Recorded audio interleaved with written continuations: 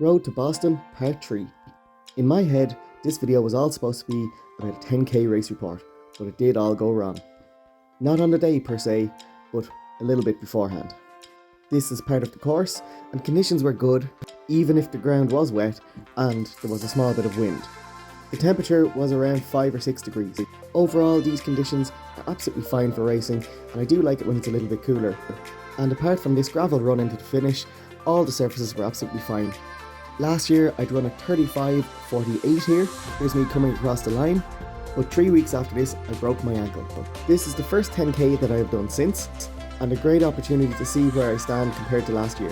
I had high hopes as in December I had run a personal best in the 5k, knocking over 25 seconds off my previous time. Unfortunately, the weather hasn't been kind this week. There has been a lot of rain and a lot of high winds, so I spent a lot of time this week training on the indoor trainer, and when I did go out it was absolutely horrible.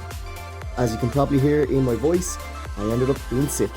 Just a head cold that I could train through, but the night before the race it seemed to drop into my chest, which is really unfortunate. But as the race was only 20 minutes away and they were giving out this lovely medal and a fine t-shirt, I said I'd run it anyway, just at an easy pace, which is what I did. Hopefully I get to go back next year, as I feel I have some unfinished business on that course. The morning after the race, I felt like I was improving, so I did do a long run.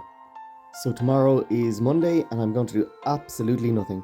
This is what I look like on my long run. Apologies, I do look like a serial killer. Unshaven and slightly under the weather. And as if things couldn't get any worse, I lost a load of footage that I was going to use for this video. So this one's going to be short and sweet.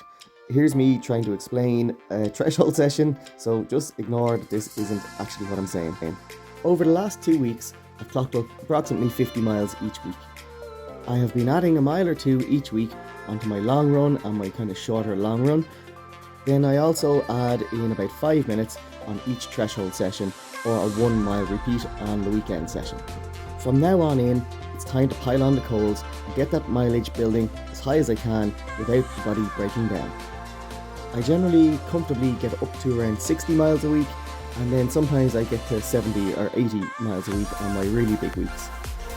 The limiting factors to this are if my body breaks down, if I niggles and injuries, or if I annoy anything, and also time. Most of the time it's time that slows you down from reaching your goals. So it's juggling a full-time job, kids, family, all the things that come with that.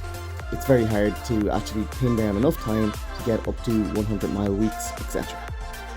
So far, I've only ever managed to get up to a maximum of around 85 miles a week, and I suppose, the goal is always there to reach that 100, but it hasn't happened as of yet. And when I do get injured or have issues, I generally jump on the bike.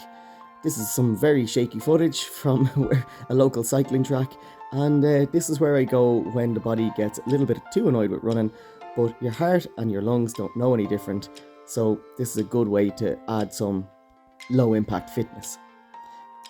On weeks like this where things aren't going perfectly, it's good to remember the times where you were going well, like in this photo here, and probably in this photo here as well.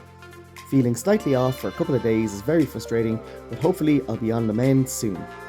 That's my friend Andy on the bike supporting me, and here's me looking like death at the finish line of a different marathon.